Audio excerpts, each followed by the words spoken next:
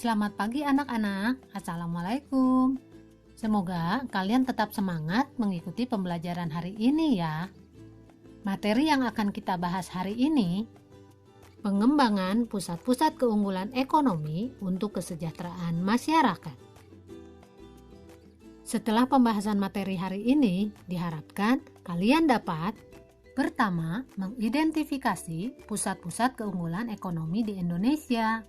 Yang kedua, menjelaskan pengaruh pusat-pusat keunggulan ekonomi dalam berbagai bidang kehidupan. Indonesia mempunyai banyak keunggulan dalam bidang ekonomi.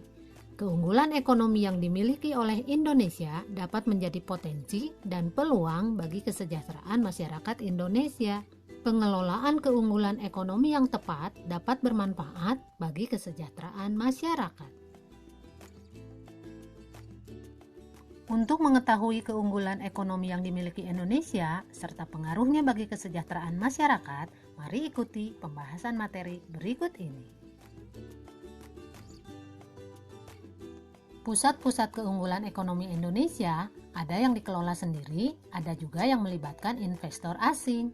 Adapun pusat-pusat keunggulan ekonomi Indonesia adalah PT Freeport Indonesia, Perusahaan Tambang Minyak Negara, dan Batik Indonesia. Yang pertama, PT Freeport Indonesia.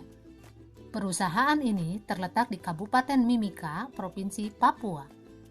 PT Freeport menambang, memproses, dan melakukan eksplorasi terhadap biji yang mengandung tembaga, emas, dan perak. Kontribusi PT Freeport bagi negara, pertama, menyediakan lapangan kerja. Yang kedua, penanaman investasi. Yang ketiga, pembelian barang dan jasa domestik. Dan yang keempat, pembayaran pajak, dividen, royalti, dan lain-lain. Yang kedua, perusahaan tambang minyak negara. Kilang minyak adalah pabrik fasilitas industri yang mengolah minyak mentah menjadi produk petroleum atau produk bahan baku petrokimia, seperti bensin, minyak diesel, dan minyak tanah. Beberapa kilang minyak Indonesia milik Pertamina. Yang pertama, kilang Pangkalan Brandan di Sumatera Utara. Yang kedua, kilang Dumai di Riau yang terintegrasi dengan kilang petrokimia dan memproduksi produk-produk petrokimia. Yang ketiga, kilang Cilacap di Pulau Jawa, merupakan satu-satunya kilang yang memproduksi aspal dan base oil untuk kebutuhan pembangunan infrastruktur di tanah air. Yang keempat, ada kilang Balikpapan di Kalimantan Timur. Tugas kilang minyak Balikpapan mengolah minyak mentah menjadi produk-produk yang siap dipasarkan, yaitu BBM dan non-BBM. Yang kelima, kilang Kasim di Desa Malaban, Kecamatan Seget, Kabupaten Sorong, Papua.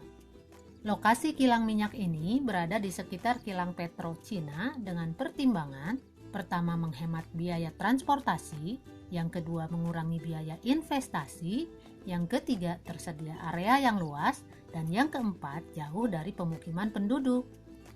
Selanjutnya yang keenam, kilang Balongan Indramayu di Jawa Barat. Kilang ini memiliki nilai strategis dalam menjaga kestabilan pasokan BBM ke DKI Jakarta, Banten, dan sebagian Jawa Barat. Dan yang terakhir, kilang Cepu. Tugasnya menjamin pengadaan BBM untuk rakyat dan pertahanan di Pulau Jawa. Keunggulan ekonomi yang ketiga yaitu Batik Indonesia. Batik merupakan salah satu hasil ekonomi kreatif yang bernilai tinggi dan merupakan bagian dari budaya Indonesia. UNESCO telah menetapkan batik sebagai warisan kemanusiaan untuk budaya lisan dan non-bendawi sejak tanggal 2 Oktober 2009. Dilihat dari teknis pembuatannya, batik dibagi menjadi 3. Yang pertama, batik tulis. Merupakan kain yang dihias dengan tekstur dan corak batik yang menggunakan tangan. Satu kain batik dapat dihasilkan dengan waktu kurang lebih 2-3 bulan. Yang kedua, batik cap. Merupakan kain yang dihias dengan tekstur dan corak batik yang dibentuk dengan cap. Butuh waktu 2-3 hari untuk pembuatan batik ini. Dan yang ketiga, batik lukis. merupakan proses pembuatan batik dengan cara melukis pada kain putih. Pewarnaan pada batik lukis biasanya menggunakan serat-serat alami. Pusat keunggulan ekonomi di Indonesia berpengaruh besar dalam berbagai bidang kehidupan. Pengaruh yang ditimbulkan tersebut dapat bersifat positif dan negatif. Pengaruh yang pertama yaitu migrasi penduduk. Pusat keunggulan ekonomi yang ada di Indonesia dapat berpengaruh terhadap perpindahan penduduk atau migrasi. Penduduk akan melakukan perpindahan ke wilayah yang mendekati pusat keunggulan tersebut. Sebagai contoh, keberadaan PT Freeport mempengaruhi kehidupan dan migrasi penduduk di Papua. Sebelum tahun 1967, wilayah Timika adalah hutan belantara. Pada awal PT Freeport beroperasi, penduduk mulai masuk ke wilayah sekitar tambang sehingga pertumbuhan penduduk di Timika meningkat. Pengaruh yang kedua yaitu transportasi. Mobilitas penduduk tidak dapat dilakukan tanpa adanya sarana dan prasarana transportasi yang memadai. Untuk mendukung mobilitas penduduk antar negara, pemerintah membangun sarana transportasi darat, laut, dan udara. Pengaruh yang ketiga yaitu bermunculan lembaga sosial ekonomi. Sebagai contoh, Lembaga Pengembangan Masyarakat Amungme dan Kamoro, sebuah lembaga nirlaba yang mengelola dana kemitraan dari PT Freeport, membangun sekolah untuk masyarakat Papua, terutama warga yang ada di sekitar area pertambangan. Pengaruh selanjutnya yaitu meningkatnya kualitas pendidikan. Keunggulan pusat-pusat ekonomi membutuhkan tenaga-tenaga ahli dan terampil, sehingga setiap negara berusaha meningkatkan kualitas pendidikannya agar menghasilkan sumber daya manusia yang kreatif, inovatif, dan mampu bersaing di tingkat internasional.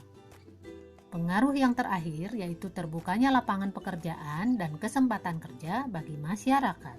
Dengan tumbuhnya pusat-pusat keunggulan ekonomi, maka berdampak bertambahnya produksi barang dalam negeri sehingga berakibat pada bertambahnya kebutuhan tenaga kerja yang akan memperluas lapangan kerja.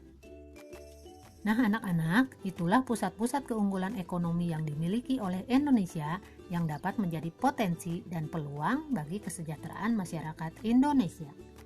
Sampai di sini dulu pembahasan materi kita kali ini. Kita akan bertemu lagi pada pembahasan materi-materi selanjutnya.